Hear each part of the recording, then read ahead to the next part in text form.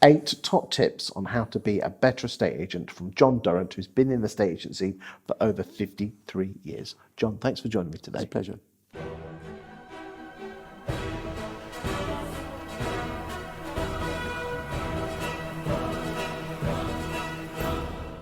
Don't forget to talk to your clients and talk to your prospective buyers.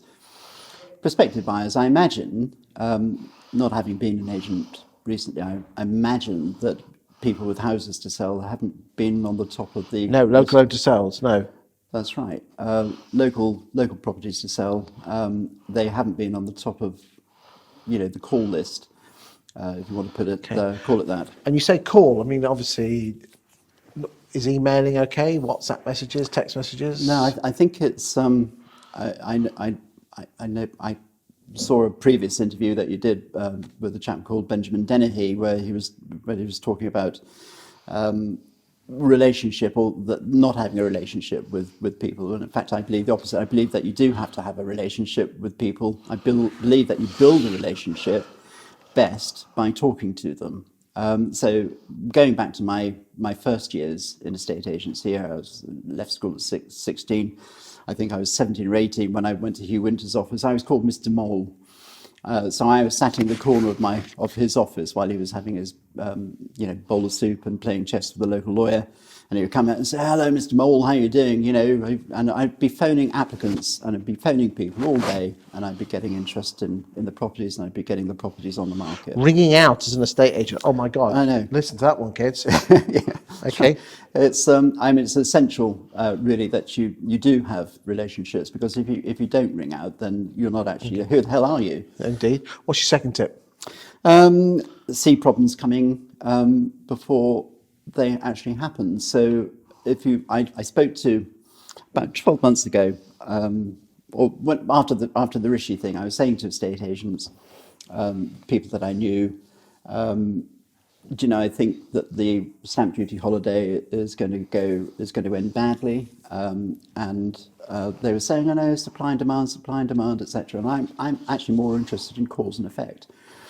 So why is there low supply and a high demand?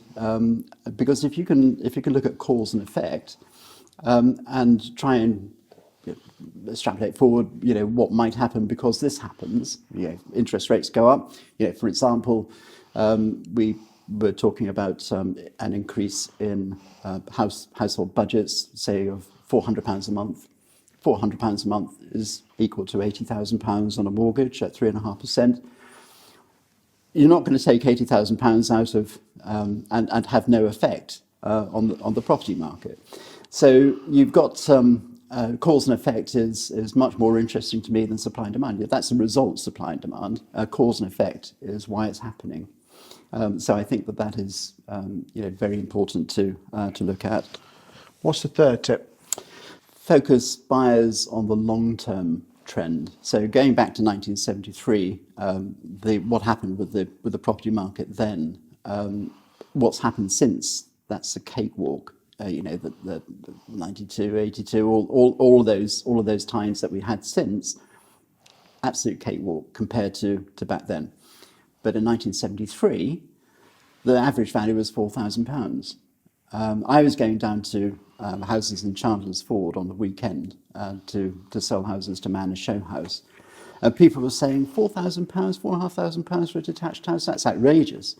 But look at the long-term trend, and I think that also people who are concerned about whether they should buy property or not at the moment need to look at what interest rates they can achieve now, because I suspect that interest rates will go up. If they can get a long-term fix now, then focus people on doing that, and compare also with what they might be expecting to pay for rental payments, because if their rental payment is £200 or £300 a month more than a mortgage will cost, then it's probably still going to be worth them doing it.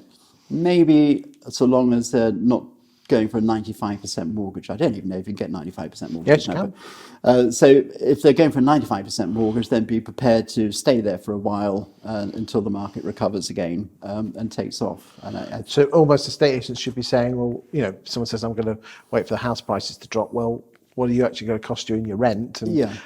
you know, and actually come up with the answers. what it's going to cost you in your rent, and also what it's going to cost you perhaps in a higher interest rate Yes, later on if indeed. you wait. Indeed.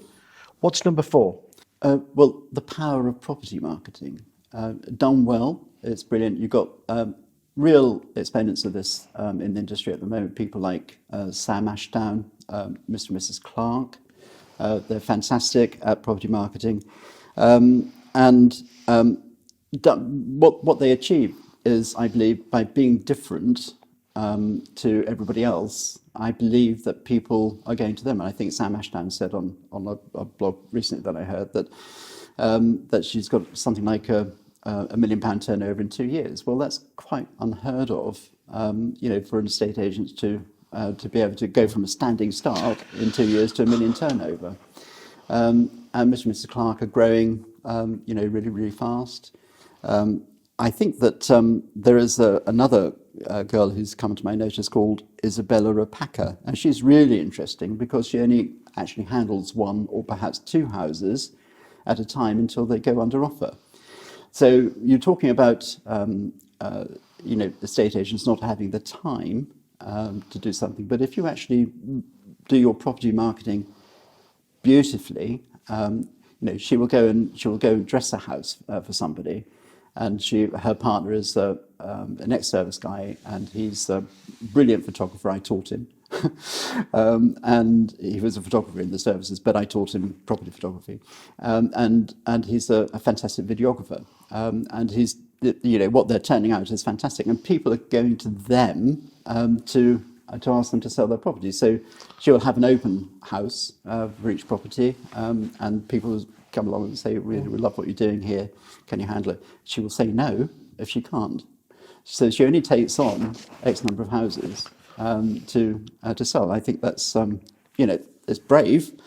I don't know if I would be brave enough to do it, but she's succeeding and doing really well at it. Number 5? Be different. You've got people like Ed Mead, who used to go out wearing his red fleece and turning up, whereas everybody else would go out in a suit and tie.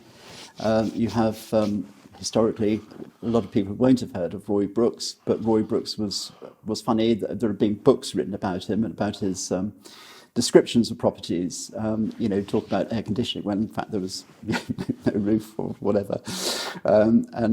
If you can buy a Roy Brooks book for somebody for Christmas, I think it would just be a good laugh. So being different is about differentiation, finding something that you're really good at and concentrating on that and focusing on that and making sure that people know about it too. There's no point, keep hiding a light under a bushel. It's about making sure that you know what that people know what you're good at, and they'll come to you. Number 6? Yeah, slow down. Don't rush. A estate agency isn't a sausage machine. A estate agency is about marketing and selling somebody's valuable investment. If you take that approach and do it properly, then you'll have much more success when you do it. It's you're almost on a kind of hamster wheel. Get off and do things properly. The Isabella Rapaka approach, that's the way to go. I think not for everybody, and it wouldn't work in the corporates. But I do think that actually I think the corporates could learn something by taking a much more measured approach to every house that they take onto the market and treating it with respect. Not as a number. Not as a number. Number 7? Make sure that the client knows that you're working for them, and then do it. It's very simple. That's how you build trust. And if you have trust, then you have reputation. If you have reputation, then you have something that is really valuable, because that's when people want to deal with you. They want to talk to you because you're the person to go to, because you helped their friends, you did something extraordinary to help their sale through. It's about that. Lovely. And the last one, number 8. Take control. There was a television program I used to watch years ago. It was a guy called Andrew Winter, and it was called Selling Houses. And he would go into a house and he would say, "Oh, the house would be on the market for a year." And he would say, "Oh, I noticed that you've got a full-size train set in your master bedroom, and it doesn't look like you've done much gardening for a year. And you want the same price as the house next door. Do you think these things help you to sell your property?" And they would say, "Oh, no, probably not. They look really sheepish." And then he would say, "What does your estate agent say about that?" And they would be much more animated now. They would say, "Well, our estate agent didn't say anything to us about it." Now it's his fault, okay? It's the estate agent's fault.